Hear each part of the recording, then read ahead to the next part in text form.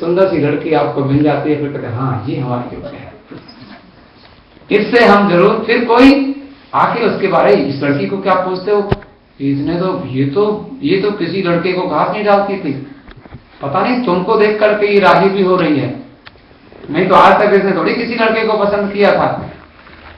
तो ये काम किसने किया? राम जी ने। राम जी ने कहा शिव जी समाधि में बैठते हो? बोले बड़ा आनंद आता है, बड़ी मौज आती है, समाधि में कितना आनंद है। राम जी प्रकट हुए और राम जी के सामने उसमें लिखा हुआ है प्रगटे राम कृतज्ञ कृपाला रूप और शील निधि तेज विषा। ऐसा रूप राम जी का देखा, शिव जी उनके सामने बोल नहीं पाए। कभी कभी कोई ऐसा, कभी कभी कोई मामा जी आ जाते हैं, कोई चाचा जी आ जाते हैं, देख एक रास्ता लेके आ तेरे लिए सुंदर। और फिर फूफा जी आ जाते हैं, कहते फूफा जी मैं किसी की बात मानता तो नहीं था, लेकिन आप आए हो, मैं आया हूं ऐसे सादा लड़की के लिए थोड़ी आया हूं, बहुत सुंदर लड़की तेरे लिए लेके आया हूं। तो राम जी ने कहा कि एक बहुत सुंदर लड़की है, आप क्या कहते हैं, पार्वती कर जन्म सुनावा। वो आपकी जो लड़की थी, वो तो उसका जो पिता था वो आपसे बहुत विरोध करता था। You know your ex wife's father was very bad, Daksha Prajapati, because he was always against you. I have a good offer for you, and that girl is also very beautiful girl, and you know she lives in Himalaya, and his father's name is Himalaya, उसके पिताजी का नाम हिमालय है। और वो क्या करती है, वो सवेरे को बहुत जल्दी उठती है और स्नान करती है और फिर ध्यान में बैठ जाती है। समझ, she always doing meditation like you, जैसे आप मेडिटेशन करते हो ना, ऐसा वो भी करती है, आपसे कम नहीं है। भगवान ने कहा, राम जी ने कहा, अगर आप दोनों की जोड़ी बहुत बढ़िया रहेगी, आप अगर एक बार विवाह कर लो, अति पुनीत गिरजा के करनी बिस्तर सहित कृपा निधि वर्णी। बहुत अच्छी तरह से Ram himself described about Uma, what is she doing, and she is good girl for you। और भगवान राम जी ने क्या कहा, अब विनती मम सुनो शिव, जो पर विधे हो, जाए विवाहो शरण तुम्ही, ये मोर मांग होते।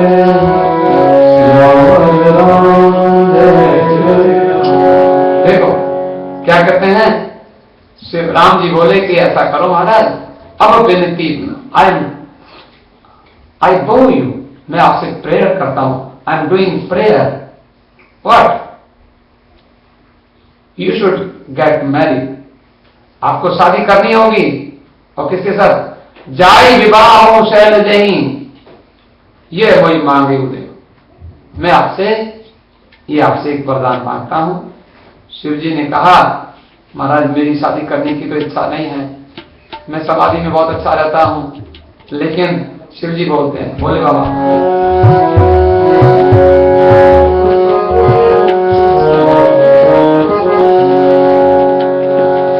आप कह रहे हैं तुम्हें मानना पड़ेगा। माता पिता गुरु प्रभु के माने, प्रभु के माने विनय विचार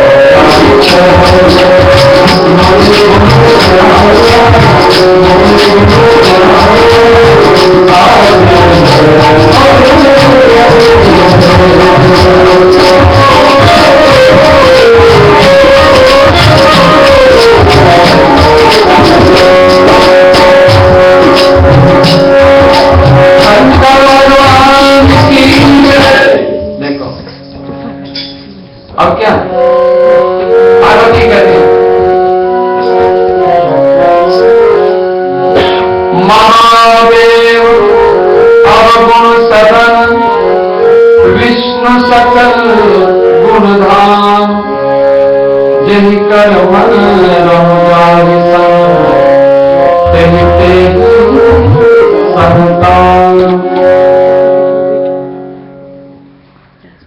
हमारे सप्तऋषियों ने माता जी को कहा, देखो देवी, कि शंकर तुम्हारे योग्य पति नहीं है और तुमको, नारद जी को तुमने गुरु बना लिया, अच्छा तो किया, लेकिन सचमुच वो आपकी योग्य है नहीं। आप ऐसा करें, विष्णु भगवान को गुरु बनाए, पति बनाए।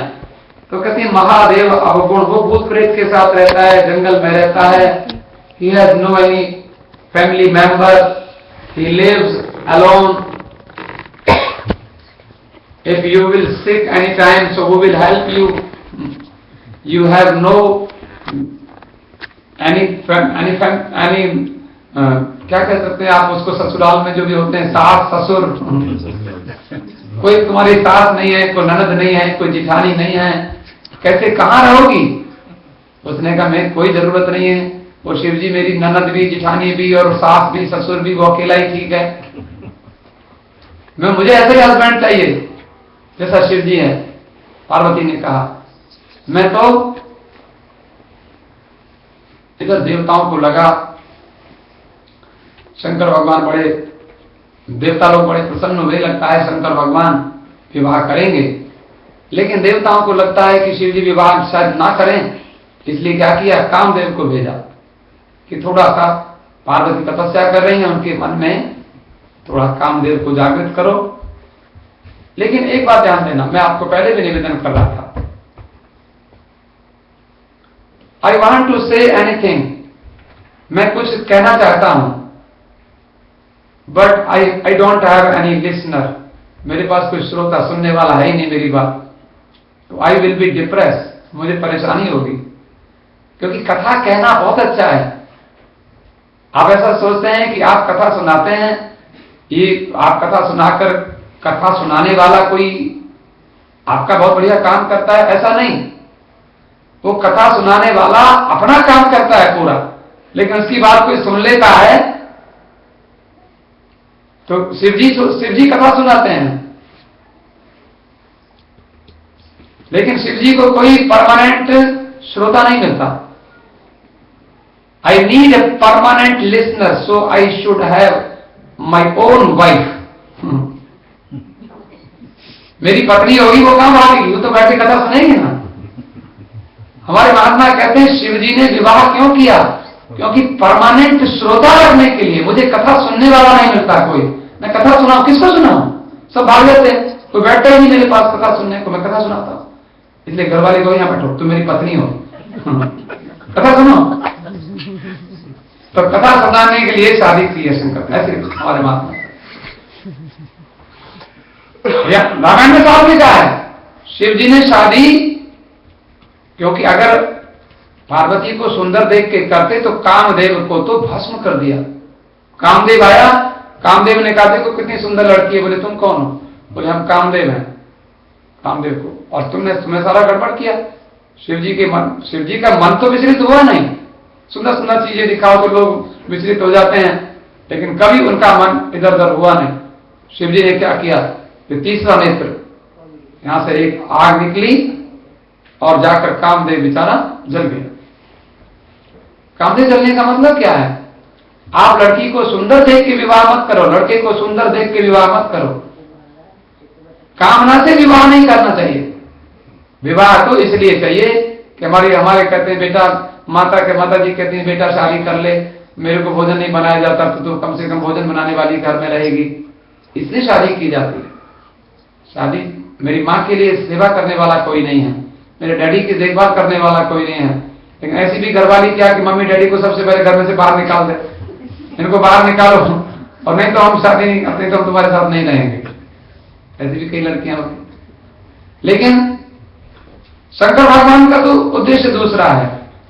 शंकर भगवान ने तब शिव तीसरा नयन उबारा, तीसरा नेत्र खोला और चित्तवत काम भयो जरि छारा। कामदेव तो भस्म हो गया बेचारा, कामदेव की घरवाली, उसका क्या नाम है? रति। रति माने कामदेव की पत्नी का नाम है रति। रति आई, आकर रोने लगी, महाराज आपने मेरे पति को मार दिया। बोले कोई बात नहीं, जब यदुवंश कृष्ण अवतारा, हो यही हरण महा वही भारा, कृष्ण तनय होई पति तोड़ा, वचन अन्यथा होए न मेरा, होए न मोरा। शंकर भगवान ने कहा देखो देवी, चिंता ना करो, तुम्हारा पति मर गया है, लेकिन ये कामदेव मुझे डगमगाना चाहते थे, मेरे मन को विचलित करना चाहते थे, इसलिए मैंने कामदेव को भस्म कर दिया है। तुम चिंता ना करो, तुम्हारा पति तुम्हें मिल जाएगा। थोड़ा सा समय लगेगा कि जब कृष्ण भगवान अवतार लेके आएंगे तो उनका विवाह होगा रुक्मिणी के साथ, तो रुक्मिणी का बेटा तुम्हारा पति रुक्मिणी के बेटे के रूप में, प्रद्युम्न के रूप में जन्म ले लेगा। तो बड़े प्रसन्न हुए।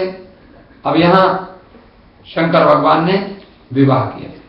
रामचरितमानस में विवाह का वर्णन है, थोड़ा सा आप जरा सुनाएंगे।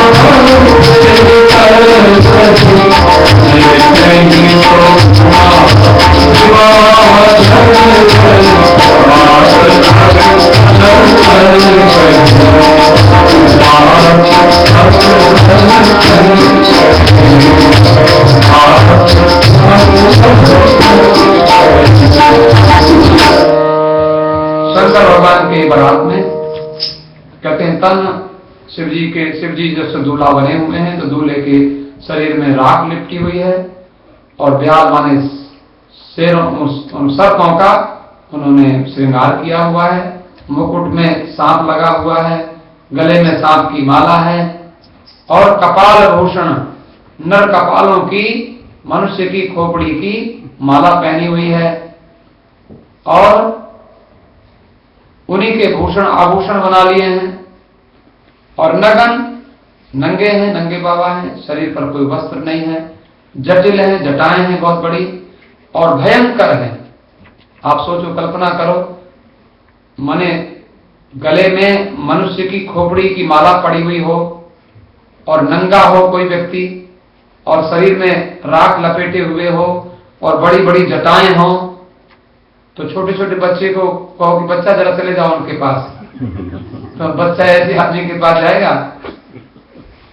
तो बच्चे रोकर चिल्लाकर भागे वहां से। बच्चों ने जोर से शोर मचाया,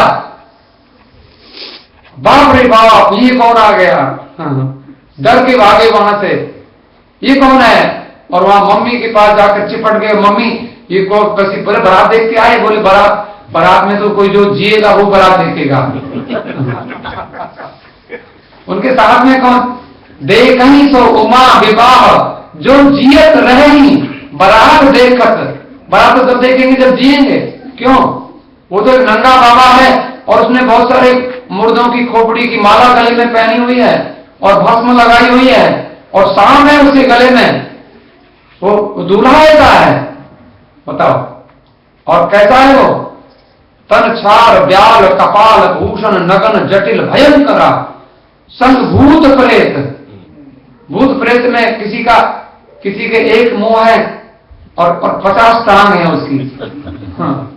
और किसी के मुंह नहीं है, टांग ही टांग है, किसी के हाथ नहीं है, पैर ही है, किसी के 50 हाथ हैं, बताओ। अब ऐसा है, किसी का सिर कोई 20 फीट ऊंचा है और कोई 20 इंच छोटा है, कोई ऐसे रेंग रहा है, कोई ऊंचा चल रहा है, कोई इधर भाग रहा है, कोई बहुत चौड़ा है, लंबाई उसकी छोटी सी है, चौड़ा बहुत ज्यादा है, 20 मीटर चौड़ा है, लंबाई 1 मीटर की है, ऐसे भूत।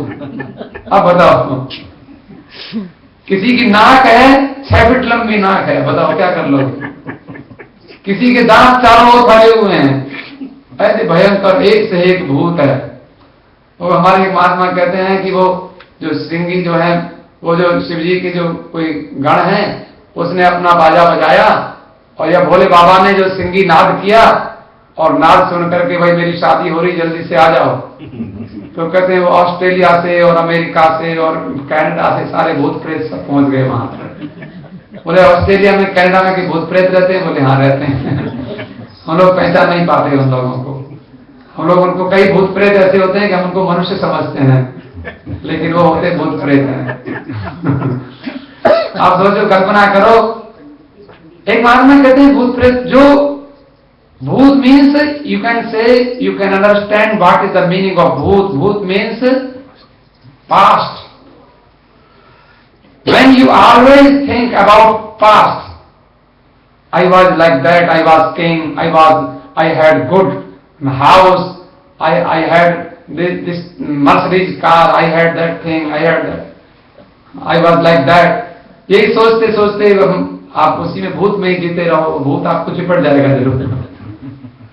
आप क्या थे? आप you should stay at present. What are you now? You are good devotee and you are in Ram Mandir and you are listening good katha, you are doing bhakti, like this. हमको present में रहना चाहिए। इसलिए भगवान शंकर के जो भूत, हम लोग भूत से देख करके डर जाते हैं।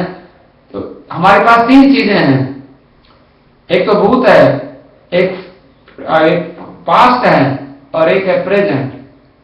तो भूत में भूत का हम सोचते रहेंगे तो उसमें हम शोक में चले जाएंगे, डिप्रेशन में चले जाएंगे। इतने पैसे थे, कहां चले गए? इतना बढ़िया मकान था, कहां चला गया? और हमारा शरीर इतना बढ़िया होता था, हम ऐसे दौड़ लगाते थे, आज चला नहीं जाता हमसे, ये सोचने लग जाएंगे। इतने सुंदर लगते थे, आज तो शीशे के सामने देख के हमें अच्छा नहीं लगता है। अगर तो डिप्रेशन हो जाए, चले जाएंगे कि नहीं? यही सोचते रहेंगे बार बार। फिर या हम फ्यूचर के बारे में सोचते रहेंगे कि वो कल को क्या होगा, कैसे होगा। लेकिन हमारे महात्मा कहते हैं कि कहीं नहीं, आपको भोले बाबा के विवाह के विषय में तो विवाह तो बहुत लंबा है, लेकिन समय का अभाव है, थोड़ा सा आप विचार करें मेरे कहने से। भोले बाबा जो जिस मस्ती में रहते हैं, जिस आनंद में रहते हैं, उस आनंद का थोड़ा सा अनुभव करें। मुझे मेरी मस्ती कहाँ लेके आई,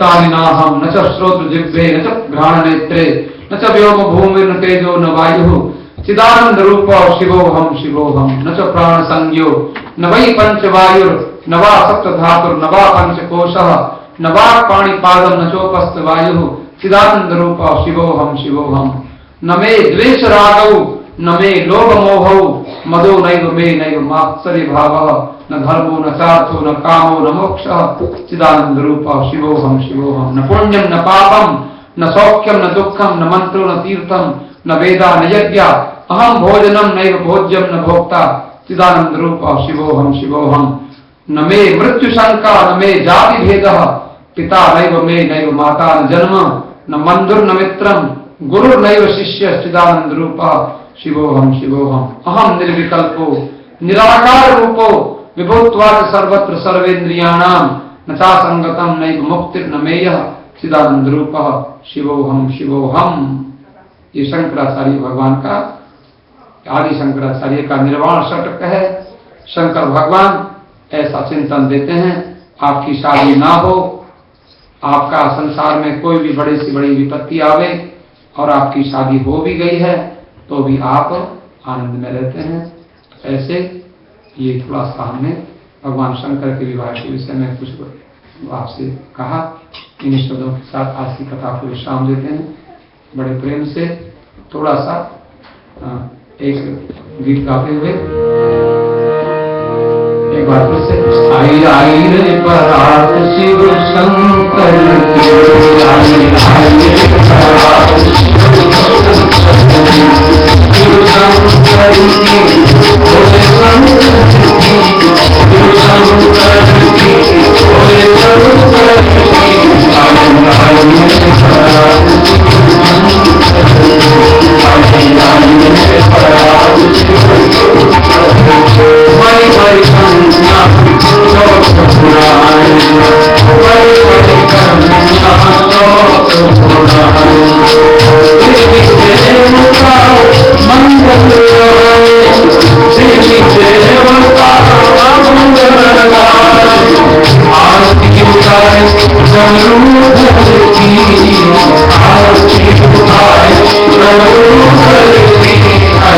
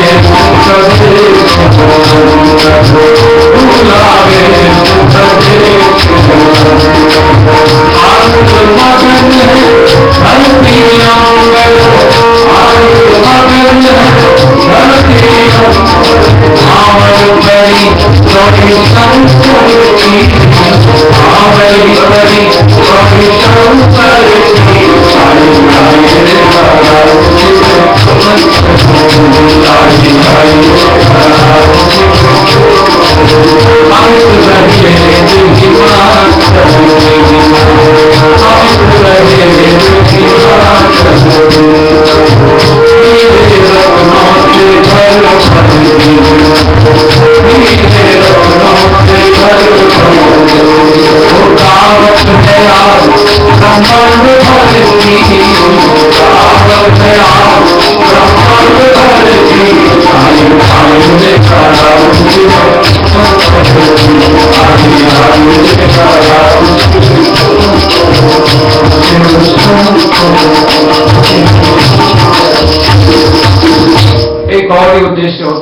का कि तारकासुर का जन्म होगा और तारकासुर राक्षसों को संहार करके देवताओं को आनंद देंगे, संसार में शांति होगी, संसार में यज्ञ होगा, पूजा होगा, भजन होगा। तो हमारे विवाह का उद्देश्य पुत्र की प्राप्ति होती है। पुत्र भी ऐसा होना चाहिए जो आगे अच्छा योग्य व्यक्ति बने, आगे माता पिता की सेवा ना करे, मंदिरों की सेवा करे, भक्तों की सेवा करे, संसार की सेवा करे, अच्छा अच्छा कार्य करे। ऐसे बच्चों को जन्म देना ऐसा विवाह का उद्देश्य होता है। तो इन्हीं शब्दों के साथ बड़े प्रेम से आरती करें। धन्यवाद। आप इसमें सब खड़े हो।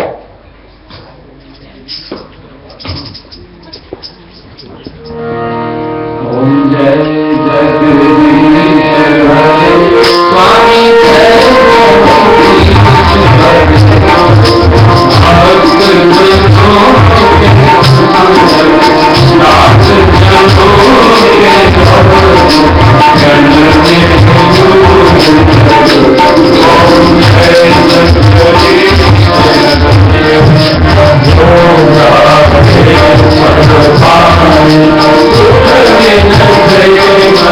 Oh,